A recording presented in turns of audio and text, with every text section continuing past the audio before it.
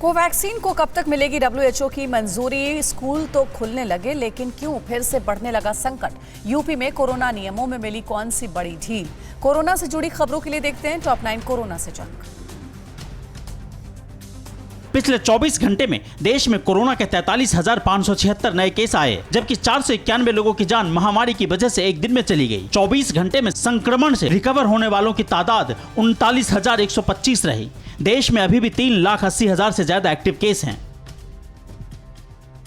देश में Covid vaccination का आंकड़ा 52 करोड़ के पार पहुंच गया है। बुधवार को करीब 50 लाख डोज देश भर में लगाई गई। इसके बाद अब तक कम से कम एक डोज ले चुके लोगों की संख्या 52 करोड़ 35 लाख के करीब हो चुकी है। देश की आबादी में अब 30% से ज्यादा लोग ऐसे हैं जिन्हें कम से कम वैक्सीन की एक डोज लग चुकी है। भारत बायोटेक के कोविड वैक्सीन को अगले महीने विश्व स्वास्थ्य संगठन की मंजूरी मिल सकती है। डब्ल्यूएचओ के एक वरिष्ठ अधिकारी का कहना है कि इस टीके को अभी तक किसी पश्चिमी देश की मंजूरी नहीं मिली है, लेकिन डब्ल्यूएचओ की समीक्षा में भारत में निर्मित यह टीका कारगर दिखा और सितंबर के मध्य तक अधिकारी किसी नतीजे पर पहुंच जाएंगे। यूपी में स्कूलों की ऊंची कक्षाएं और दूसरे शिक्षण संस्थान 16 अगस्त तक खोले जा रहे हैं। कोविड प्रोटोकॉल के तहत स्कूलों में एक बार में आधी संख्या में बच्चों को बुलाया जाएगा, लेकिन बाकी राज्यों में स्कूल खुलने के बाद बच्चों के कोविड संक्रमित होने से पेरेंट्स के अंदर डर का माहौल भी है। हालांकि ज्यादातर बच्चे और अभिभावक चाहते हैं कि स्कूल खुले। छत्तीसगढ़ के जांजगीर में 3 स्कूलों में 11 बच्चे कोरोना संक्रमित मिले हैं। जिला शिक्षा अधिकारी के निर्देश के बाद राज्य में सरकारी स्कूल खोले गए थे, लेकिन इन स्कूलों में अचानक कुछ बच्चों में बुखार और सर्दी के लक्षण पाए गए। इन बच्चों में से 11 में जांच के बाद कोरोना होने की पुष्टि हुई है। इसके बाद जिला प्रशासन ने इन स्कूलों को 7 दिनों के लिए बंद करा दिया है।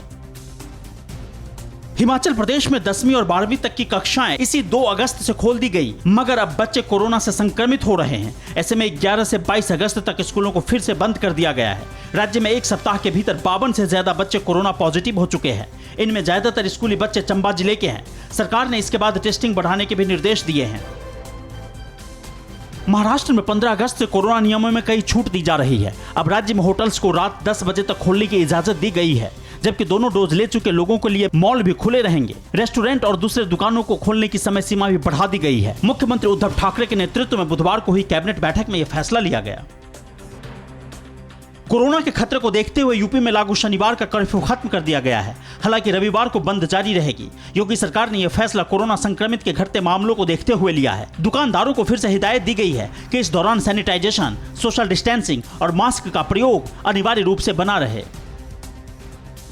टीवी9 भारतवर्ष लगातार कोरोना के खिलाफ लड़ाई में ट्रक चालकों को सुरक्षा कवच देने की मुहिम में जुटा है। इसी कड़ी में बुधवार को भी देश के कई स्थानों पर ट्रक ड्राइवरों और उनके सहयोगियों को टीका लगाया गया।